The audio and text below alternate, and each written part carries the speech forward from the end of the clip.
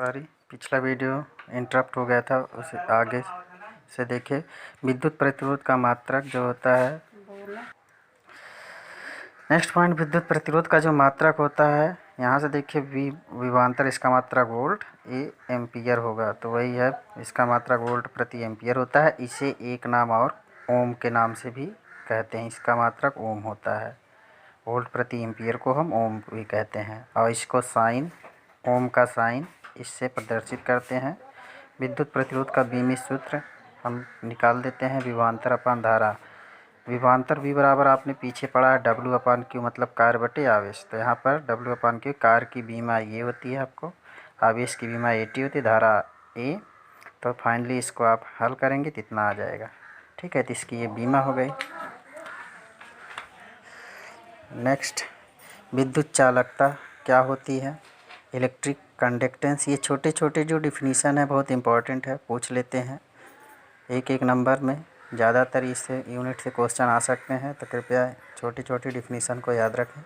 देखिए, विद्युत चालकता क्या होती है, किसी चालक के विद्युत प्रतिरोध के व्युत्क्रम। जो विद्युत प्रतिरोध अभी जस्ट पीछे आपने R पढ़ा, उसी का व्युत्क्रम मतलब 1/R को उस चालक की क्या कहते हैं, विद्युत चालकता कहते हैं। किसी चालक का प्रतिरोध R है तो 1/R उस चालक का क्या कहलाएगा, विद्युत चालकता कहलाएगा। तो विद्युत चालकता को G से डिनोट करते हैं, कैपिटल G से। G बराबर होता है 1/R विद्युत प्रतिरोध। इसका मात्रक ओम इनवर्स आप कह सकते हैं, क्योंकि R का प्रतिरोध का मात्रक ओम होता है, या महो कहते हैं, या सीमेन कहते हैं। तीन नाम है, ओम इनवर्स का हो, महो कहें, या सीमेन कहते हैं। सीमेन देखिए ओम का ही नाम है, सीमेन पूरा नाम था, हमने ऊपर ही बताया उनका पूरा नाम, सीमेन उन्हीं के नाम से लिया गया है। महो है और ओम इनवर्स। इसका बीमित सूत्र, जो आर का बीमित सूत्र पीछे निकाले थे। अगला टॉपिक, विशिष्ट प्रतिरोध अथवा प्रतिरोधकता, मतलब स्पेसिफिक रेजिस्टेंस और रजिस्टिविटी।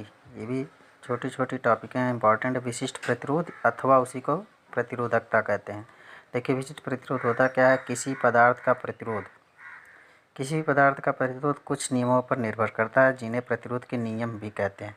यदि आपको प्रतिरोध का नियम कहे तो भी यही चीज़ लिखनी है, या विशिष्ट प्रतिरोध या प्रतिरोधकता कहे तो भी यही चीज़ लिखनी है। तो ध्यान रहिए, कभी कभी आपको कह सकता है प्रतिरोध के नियम क्या होते हैं, लिखिए, तो यही होते हैं 3-4 नियम, यही लिखना है। तो देखिए क्या होता है, किसी पदार्थ के जो प्रतिरोध होते हैं कुछ नियमों पर निर्भर करते हैं। पहला, चालक का प्रतिरोध जो R होता है, उस चालक की लंबाई के अनुक्रमानुपाती होता है, अर्थात R प्रोपोर्शनल टू L का मतलब R बढ़ेगा तो लंबाई बढ़ेगी तो प्रतिरोध भी बढ़ेगा तार के। चालक का प्रतिरोध R उसके परिच्छेद क्षेत्रफल A के व्युत्क्रमानुपाती होता है। कहना मतलब उसके किसी क्षेत्रफल, उस चालक के क्षेत्रफल के क्या होता है, व्युत्क्रमानुपाती होता है। मतलब R बढ़ेगा तो ये घटेगा, ये घटेगा तो ये बढ़ेगा। और नेक्स्ट, तीसरा नियम है, चालक का प्रतिरोध चालक के पदार्थ पर निर्भर करता है। ये तो कन्फर्म है। कहने का मतलब, अगर आपका प्लास्टिक है उसका प्रतिरोधकता ज़्यादा होगी, प्रतिरोध ज़्यादा होगा, क्योंकि उसमें धारा बहेगी नहीं, रुकता है। और जबकि लोहा है तो उसमें ज़्यादा होगा। तो निर्भर पदार्थ जो अलग अलग हैं, लोहा हो गया, प्लास्टिक हो गया, तांबा हो गया, अलग अलग पर निर्भर करता है प्रतिरोध। चालक का प्रतिरोध उसके ताप पर भी निर्भर करता है, जैसे कि ओम ने बताया था ताप आदि पर। जस्ट पीछे डिफिनीसन आपने पढ़ा था, ताप उसमें मैंने वर्ड दिया था, आदि ताप पर निर्भर न करता है, मतलब करता हो तो वहाँ पर नियम, ओम का नियम लागू हुआ था, वही चीज़ है। उपरोक्त आप देखिए समीकरण 1 और 2 से हम बात करें तो R proportional to L upon A आप लिख सकते हैं। L के अनुक्रमानुपाती था A के व्युत्क्रमानुपाती, तो दोनों को मिलाएंगे तो R proportional to L upon A। अब यहाँ से इस प्रोपोर्शनल साइन को हम हटाएंगे तो रो, हमने रो लिख दिया। यहाँ रो एक स्थिरांक है, कांस्टेंट है, इसे पदार्थ का विशिष्ट प्रतिरोध अथवा प्रतिरोधकता कहते हैं। यही रो को हम कहते हैं पदार्थ की विशिष्ट प्रतिरोध, या चालक का विशिष्ट प्रतिरोध, या प्रतिरोधकता कहते हैं। विशिष्ट प्रतिरोध चालक के पदार्थ पर निर्भर करता है तथा इसके पदार्थ के लिए इसका मान भिन्न भिन्न होता है तथा स्थिर होता है। अच्छे चालकों की प्रतिरोधकता अर्धचालक एवं कुचालकों की तुलना में कम होती है। विशिष्ट प्रतिरोध रो का मान, मात्रक, देखिए क्या अगला पॉइंट, इसका मात्रक आप निकाल सकते हैं। Rho into L upon L. तो यहाँ से देखें रो इज इक्वल टू हम कैलकुलेट करेंगे R into A upon L हो जाएगा। ओम इंटू ए का मतलब एरिया मीटर स्क्वायर, एल का मतलब मीटर मीटर, तो ये ओम इंटू मीटर आ जाएगा। और विशिष्ट प्रतिरोध का बीमी सूत्र भी आप निकाल सकते हैं, प्रतिरोध इंटू लंबाई का बीमी सूत्र आप लिख देंगे। प्रतिरोध का बीमी सूत्र आपने निकाला, लंबाई एल, इसको कैलकुलेट कर देंगे तो ये हो जाएगा। अगली हेडिंग है विशिष्ट चालकता। स्पेसिफिक कंडक्टेंस क्या होता है, ध्यान दीजिएगा। विशिष्ट प्रतिरोध के व्युत्क्रम को, विशिष्ट प्रतिरोध जस्ट आपने अभी पढ़ा पीछे रो, तो विशिष्ट प्रतिरोध के व्युत्क्रम को पदार्थ की विशिष्ट चालकता कहते हैं। आपने पीछे पढ़ा कि प्रतिरोध के व्युत्क्रम को विशिष्ट विद्युत चालकता कहते हैं और विशिष्ट प्रतिरोध के व्युत्क्रम को विशिष्ट चालकता कहते हैं। ठीक है, तो विशिष्ट प्रतिरोध के व्युत्क्रम आपने विशिष्ट प्रतिरोध अभी जस्ट पीछे पता, विशिष्ट प्रतिरोध या प्रतिरोधकता के व्युत्क्रम को हम विशिष्ट चालकता सिग्मा कहते हैं, जिससे हम सिग्मा से प्रदर्शित करते हैं 1/, विशिष्ट प्रतिरोध। एक दूसरे से सब रिलेटेड हैं, ज़्यादा टफ नहीं है, बस समझ लीजिए। इसका मात्रक ओम इनवर्स इंटू मीटर, इसका मात्रक अभी आपने कैलकुलेट किया ओम इंटू मीटर होता है, जब 1/, में तो ऊपर जाएगा तो इनवर्स हो जाएगा, तो ohm inverse into metre square या मेहो इंटू मीटर स्क्वायर। तथा बीमी सूत्र इसका आप कैलकुलेट उस जो इसका आपने पीछे निकाला था उसी को ऊपर ले जाएंगे तो सारी चीज़ें जो घात है उसकी चेंज हो जाएंगी, तो इसका बीमी सूत्र ये होता है। विशिष्ट प्रतिरोध की भांति इसका मान पदार्थ ताप पर निर्भर करता है। आपके असाइनमेंट के क्वेश्चन है प्रतिरोध को प्रभावित करने वाले कारक लिखना है। फिर नेक्स्ट मैं अगला टॉपिक बताता हूँ, प्रतिरोधों का संयोजन, कॉम्बिनेशन ऑफ रेजिस्टेंस। मतलब प्रतिरोध का कॉम्बिनेशन आपको दो तरह से पढ़ना है, एक होता है श्रेणी क्रम में, एक होता है समांतर क्रम में। तो श्रेणी क्रम संयोजन में देखिए क्या होता है, हमने इसका चित्र यहाँ पर ऐसे जोड़ा है। श्रेणी क्रम में इस तरह से जुड़ेंगे, पहले प्रतिरोध का दूसरा सिरा दूसरे प्रतिरोध के पहले सिरे से, इसका दूसरा सिरा तीसरे के पहले से, और ये श्रेणी क्रम इस तरह से बैटरी से जुड़ जाएंगे। देखिए चित्र के अनुसार श्रेणी क्रम में प्रतिरोध इस प्रकार जुड़े होते हैं कि पहले प्रतिरोध का दूसरा सिरा, देखिए पहले प्रतिरोध का ये दूसरा सिरा दूसरे प्रतिरोध के पहले सिरे से तथा तीसरे प्रतिरोध के पहले सिरे से और क्रमशः इसी क्रम में जुड़े होते हैं। इस क्रम में सभी प्रतिरोध तारों में एक समान धारा, इस क्रम में जोड़ने पर धारा समान बहती है, जबकि आरोपित विभवांतर प्रत्येक प्रतिरोध के सिरों पर उन्हीं के अनुपात में वितरित होते हैं। जबकि जो इनके सिरों विभवांतर होगा, विभव, वो अलग अलग होगा। कहने का मतलब है धारा सेम रहती है सीरीज में जुड़ने पर प्रतिरोध, लेकिन विभवांतर अलग अलग उसमें रहते हैं। माना R1 R2 व R3 प्रतिरोधों के श्रेणी क्रम में जोड़कर उनके सिरों पर V विभवांतर आरोपित किया जाता है। तो इनको जोड़ने के बाद V विभवांतर आरोपित किया जाता है।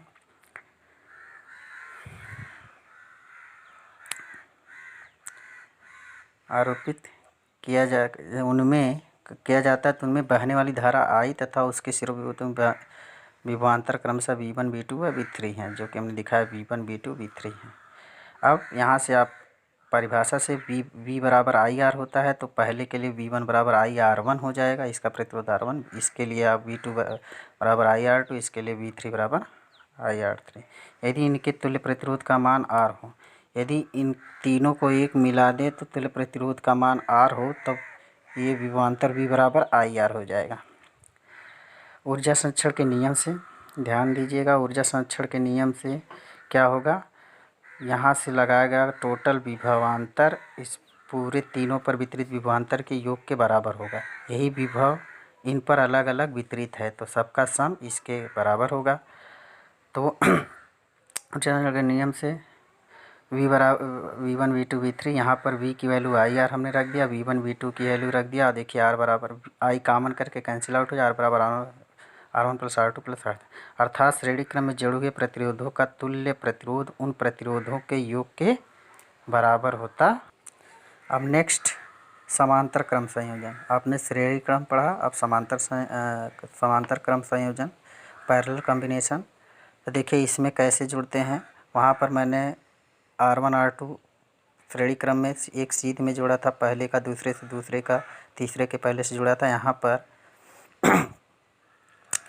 तीनों अलग अलग प्रतिरोधों को का एक सिरा एक ही बिंदु से मिल रहा है, एक दूसरे से नहीं अटैच हैं, एक दूसरे का सिरा एक से।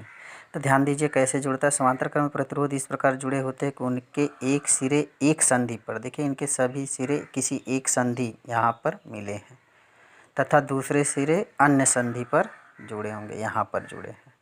ठीक है, इस क्रम में सभी प्रतिरोधों के सिरों के बीच विभवांतर समान रहता है, इसलिए मतलब इस तरह जोड़ने से इनमें जो विभवांतर भी होगा वो समान रहेगा तीनों पर, जबकि धारा ये आई आने के बाद अलग अलग बढ़ जाती है। धारा का मान डिफरेंट हो जाएगा, इसमें अलग, इसमें अलग, इसमें I1 हो गया, इसमें I2, इसमें I3।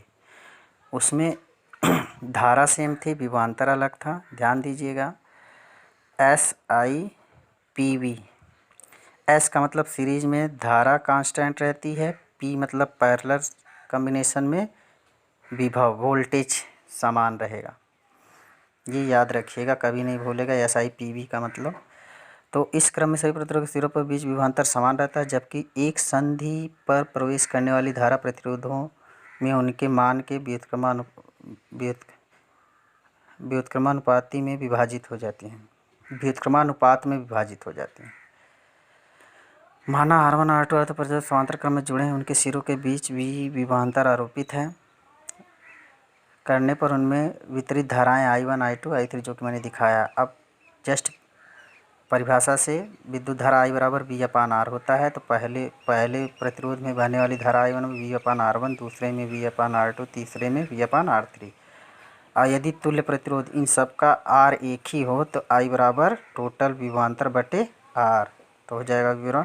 अतः आवेश संरक्षण के नियम से एक चीज़ ध्यान दीजिएगा, जो पैरेलल कॉम्बिनेशन है वो आवेश संरक्षण के नियम पे काम करता है, और जो सीरीज कॉम्बिनेशन है ऊर्जा संरक्षण के नियम पर कार्य करता है। ये भी कभी कभी पूछ लेता है कि समांतर का संयोजन किस संरक्षण पर है, तो आवेश संरक्षण। सीरीज किस पर है, तो ऊर्जा संरक्षण के नियम पे। तो इनको देखो ऐड संरक्षण के नियम से, तो धारा क्या होगी, सेम होगी, मतलब टोटल यहाँ से प्रवाहित धारा बराबर इन अलग अलग धाराओं के योग के बराबर। देखिए हमने कर दिया, V कॉमन होकर कैंसिल आउट होगा, अर्थात समांतर क्रम में जुड़े प्रतिरोध का तुल्य प्रतिरोध उन प्रतिरोधों के व्युत्क्रम के योग के व्युत्क्रम के बराबर होता। अब नेक्स्ट टॉपिक हम कार्बन प्रतिरोध और कलर कोड की बात करेंगे। तो कलर कोड बेसिकली होता क्या है कि आज की आधुनिक इलेक्ट्रॉनिकी में जो विद्युत परिपथ होता है वो बहुत ही जटिल, बहुत ही छोटा होता है, जिसमें उच्च प्रतिरोधों की आवश्यकता होती है। उच्च प्रतिरोधों की आवश्यकता होने के कारण हम लंबे तार लगा नहीं सकते हैं, क्योंकि सूक्ष्म डिवाइसों में लंबा तार लगाना असंभव है। इसलिए उच्च प्रतिरोध यूज करने के लिए हम क्या करते हैं, कार्बन का यूज करते हैं, जो कि कार्बन आकार में छोटा और उच्च प्रतिरोध होता है और जिसे आसानी से यूज कर सकते हैं, और इसलिए हम कार्बन प्रतिरोध का यूज़ करते हैं। कार्बन प्रतिरोध क्या होता है, आपका सस्ता भी मार्केट में मिलता है और उसकी प्रतिरोधकता धातुओं की तुलना में बहुत कम होती है, जिसके कारण और इसका आकार क्या होता है, छोटा होता है, और इसका मूल्य भी कम होता है। इसलिए हम कार्बन प्रतिरोध ज़्यादा इस इलेक्ट्रॉनिकी में यूज करते हैं आधुनिक। और कार्बन प्रतिरोध यूज तो करते हैं, लेकिन उसका मान जो है पता करने के लिए हम क्या करते हैं, कलर कोड करते हैं, कोडिंग करते हैं कलर की। वो कलर कैसे कोडिंग होता है, ये हम डिटेल में जो नोट्स बने उसको आपको समझा देते हैं। आधुनिक इलेक्ट्रॉनिकी में विद्युत परिपथ अति सूक्ष्म होते हैं, जिसमें छोटे आकार के उच्च प्रतिरोधों की आवश्यकता होती है, जिसके लिए लंबे तार लेने पर अधिक स्थान की आवश्यकता थी, जो कि असुविधाजनक होता है। अतः कार्बन जैसे अर्धचालकों का प्रयोग करके ऐसे छोटे आकार के प्रतिरोध बनाए जाते हैं, क्योंकि कार्बन की प्रतिरोधकता धातु की तुलना में बहुत कम होती है, जिससे इसका आकार छोटा होता है, इसका मूल्य बहुत कम होता है। ठीक है, ये कार्बन प्रतिरोध होते हैं। अब आइए कलर कोड क्या होता है। कार्बन प्रतिरोधों का आकार छोटा होने के कारण इन पर आंकिक मान को नंगी आंखों से पढ़ना असंभव है होता है। इस असुविधा से बचने के लिए इनके मानों को प्रदर्शित हेतु कलर कोड का प्रयोग किया जाता है। इसके लिए इन पर परस्पर समांतर अधिकतम 4 रंगीन वलयाकार पट्टियाँ बनाई जाती हैं। इनमें से पहली 3 पट्टियाँ उसके प्रतिरोध के मान को तथा चौथी पट्टी उस मान में त्रुटि सीमा को प्रदर्शित करती है। सारणी में ध्यान दीजिए, इसको सारणी के एक सूत्र के द्वारा दिखाया गया। सारणी में विभिन्न रंगों के एक सूत्र वो क्या है, B B Roy great Britain very good wife के साथ तुलना करते हुए उनके कोड के साथ दर्शाया गया है। ध्यान दीजिए, सूत्र क्या है और रंग क्या है और कोड क्या है। ये कोड मिस्टेक से है, कोड है। सूत्र B B Roy ROY great Britain very good wife. ध्यान दीजिए, रंग बी मीन्स ब्लैक, बी मतलब यहाँ ब्राउन, ये क्रम से याद होना चाहिए। आर मतलब यहाँ रेड, ओ मतलब ऑरेंज, वाई मतलब येलो, ग्रेट मतलब ग्रीन, ब्रिटेन मतलब ब्लू, वेरी माने वायलेट और गुड माने ग्रे, वाइफ मतलब वाइट। अब इनकी कोडिंग कैसे की गई है। ब्लैक को 0 से हम दिखाएंगे, ब्राउन 1 से, 1 2 3 4 5 इस तरह से आसानी से 9 तक हम देखिए ब्लैक को 1 से, ब्राउन को ब्लैक को 0 से, ब्राउन को 1 को, रेड से 2 से, ऑरेंज को 3 से, येलो को 4 से, green 5, blue 6, violet 7, grey 8, white 9। इस तरह से कलर कोड के माध्यम से किसी प्रतिरोध का मान ज्ञात करने के लिए कैसे ज्ञात करते हैं। पहली 3 पट्टियाँ जो उस पर देखिए, इस पर दिखाया गया, पहली 3 पट्टियों से पहली और दूसरी पट्टी के रंग का कोड ओम में व्यक्त 2 अंकों के मान के क्रमशः दहाई व इकाई के सार्थक अंक को तथा तीसरी पट्टी के रंग का कोड इस मान के 10 की घात को प्रदर्शित करते हैं। जैसे क्रमशः लाल रंग, हरा नारंगी रंग की पट्टी का तात्पर्य। देखिए हमने एग्जाम्पल लिया, कैसे इसको देखेंगे। जैसे आपको एक प्रतिरोध ये दिया है, इस पे 4 पट्टियाँ आपको दिख रही है, 1 2 3। पहली पट्टी मान लो आपको लाल है, दूसरी हरा है, तीसरी नारंगी है, ये चांदी है, चौथी बाद में बात करेंगे, पहले 3। तो इसको हम ये कलर देख के कैसे पता करेंगे कि ये कितने प्रतिरोध का है। तो लाल है तो आपको पहली चीज़ कोड पता होना चाहिए। लाल देखिए क्या है, 2, ठीक है। और हरा ग्रीन क्या है, 5। तो इसमें वही चीज़ लिखा है कि पहली 2 पंक्तियों को इकाई दहाई के रूप में लिख लेते हैं, 2 दहाई 5 इकाई, और सार्थक अंक के रूप में जो ऊपर लिखा है आपको समझ में नहीं आएगा वर्ड्स। कहने का मतलब ये इन दोनों को ऐसे क्रम से लिख लेंगे। लाल है जो भी कलर है उसका कोड क्या है, फिर दूसरे वाले का जो भी कलर है उसका कोड क्या लिख लेंगे, फिर इनटू जो तीसरी पट्टी होगी नारंगी है उसका कोड क्या है 3। उस 3 को हम इंटू करके 10 की घात पे लिखेंगे। 3 को कैसे लिखेंगे, और ओम है, ओम मात्रक लिख देंगे। तो इस तरह किसी भी प्रतिरोध को आप देखकर यदि आपको ये कोड पते हैं, प्रत्येक कलर के कौन सा कोड नंबर क्या है, उसको आसानी से पता कर सकते हैं कि ये प्रतिरोध का मान कितना है। ठीक है, पहली जो कलर है उसको लिख दिया, दूसरा जो कलर है उसका मान लिख दिया, देखिए हमने लिखा है ग्रीन। फिर तीसरी पट्टी का ध्यान दीजिएगा, 10 की घात में लिखना है। तीसरी पट्टी जो भी है उसका कोड कहाँ लिखेंगे, 10 की घात इंटू में करके। ठीक, अब हम बात करते हैं ये चौथी पट्टी जो होती है उसकी त्रुटि सीमा को दिखाती है। ये ध्यान दीजिए, प्रतिरोध की विश्वसनीयता को परसेंटेज में दर्शाने के लिए चौथी पट्टी के लिए संगत त्रुटि सीमा सारणी में दर्शाया गया है। ध्यान दीजिए, चौथी पट्टी होती है उसके लिए कोड अलग है, मतलब उसके लिए सारणी अलग है। देखिए चौथी पट्टी क्या कैसी कैसी कलर की हो सकती है, गोल्डन हो सकती है, सिल्वर हो सकती है, नो कलर। या तो चौथी पट्टी कोई कलर ही नहीं होगा, 3 ही पट्टी होगी, या तो ये क्या होगा गोल्डन होगा मतलब सुनहरा होगा, या चांदी के कलर का होगा। तो देखिए उसमें अगर गोल्डन कलर होगा तो ±5% की उसमें त्रुटि हो सकती है उसके मान में। सिल्वर होगा तो ±10 पर, नो कोई कलर नहीं होगा तो सबसे ज़्यादा त्रुटि होने की संभावना 20% की उसमें त्रुटि हो सकती है। जैसे उक्त प्रतिरोध में यदि चौथी पट्टी चांदी रंग की है, मैंने देखिए यहाँ चांदी लिखा था, अगर ये चांदी रंग की अगर चौथी पट्टी आपको दिख रही है तो दिए गए प्रतिरोध का मान इतना नहीं लिखेंगे, पूरा इस तरह लिखेंगे 25 × 10⁻³ ओम था, प्लस माइनस इसकी जो सीमा है उसको हम त्रुटि सीमा को प्लस माइनस करके इस तरह ऐड कर देंगे। 10 देखिए चांदी क्या है 10% लिख दिया। इस तरह से आपको किसी भी कार्बन प्रतिरोध का मान आप निकाल सकते हैं। ये आप जो वीडियो में देख रहे हैं वन लाल, नीला, हरा और दूसरा है पीला, लाल, काला, सुनहरा और ये हरा, भूरा, नारंगी, चांदी। ये आपका होमवर्क है, इसका मान आप निकाल के लिखें और मुझे बताएं। मेरे यूट्यूब चैनल पे कमेंट में भेजें उसका कि क्या मान होगा तीनों का अलग अलग, ठीक है। और मैं कुछ क्वेश्चन ये दे रहा हूँ, परिपथ में ए और बी के बीच तुल्य प्रतिरोध आपको ज्ञात करना है, तो ध्यान से आपके पास नोट्स भी होगी, विजिबल होगा सब कुछ।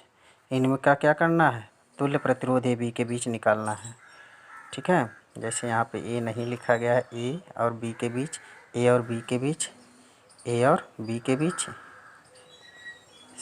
ए और बी के बीच आपको तुल्य प्रतिरोध, ये आपका होमवर्क है, करें ज़रूर करें। अब हम नेक्स्ट टॉपिक पे चलते हैं, किरचॉफ के नियम, किरचॉफ्स लॉ। किरचॉफ ने 2 नियम दिए थे भाई, उन दोनों नियम को हम बारी बारी से पढ़ते हैं। क्या है आप, इस नियम के अनुसार विद्युत परिपथ में किसी संधि पर मिलने वाली सभी धाराओं का बीजगणितीय योग शून्य होता है। किरचॉफ का पहला नियम ये कहता है कि ये किसी परिपथ में किसी संधि पर मिलने वाली सभी धाराओं का बीजगणितीय योग शून्य होता है। नीचे देखिए फिर से, विद्युत परिपथ में किसी संधि की ओर प्रवाहित होने वाली, दूसरी भाषाओं में ये डिफिनीशन दोनों है, विद्युत परिपथ में किसी संधि की ओर प्रवाहित होने वाली धाराओं का योग संधि से बाहर प्रवाहित मतलब बाहर की ओर जाने वाली धाराओं के योग के बराबर होता है। अर्थात सिग्मा i = 0, मतलब सभी धाराओं का योगफल 0 के बराबर होना चाहिए। देखिए यहाँ पर एक संधि है, सपोज ये है, यहाँ पर एक धारा ये आ रही है, एक जा रही है, ये भी जा रही है, एक ये आ रही है, एक आ रही है, मतलब किस संधि पर आने वाली धाराओं का योग। देखिए I1 इस संधि की ओर आ रहा है, I2 आ रही है तथा I5 आ रही है। संधि की ओर आने वाली धाराओं का योग बराबर इक्वल होता है किसके, संधि से बाहर की ओर जाने वाला। तो देखिए या यूँ कह लीजिए सभी धाराओं का योगफल क्या होगा, शून्य होता है। तो I1 + I2, अब ये दूर जा रही है तो माइनस हो गया, और ये दूर जा रही तो माइनस हो गया, ये 5 + 5। ये जो किए हैं ये पहले नियम के अनुसार बीजगणितीय योग किया गया है, पर शून्य होता है उसके। और यहाँ पर इसको जब कैलकुलेट करेंगे पक्षांतर I1 + I2 + I5 बराबर, तो आपका निकल कर आ जाता है I3 + I4 का मतलब यहाँ से क्लियर होता है कि संधि की ओर आ रही धाराओं का योगफल बराबर संधि से दूर जा रही धाराओं का योगफल का होता है। ये किरचॉफ का पहला नियम होता है। अब हम दूसरा नियम किरचॉफ का, यह नियम ऊर्जा संरक्षण पर आधारित है। इस नियम के अनुसार देखिए क्या होता है, किसी बंद परिपथ में कार्य करने वाली सभी विभवांतरों का बीजीय योग शून्य होता है। किसी बंद परिपथ में प्रवाहित होने वाली धारा एवं परिपथ में प्रयुक्त प्रतिरोधों के गुणनफल का बीजीय योग परिपथ में लगाए गए विद्युत बल के योग के बराबर होता है। विभवांतर की दिशा के नियम देखिए, इसमें जो प्रतिरोध होगा, बहने वाली धारा,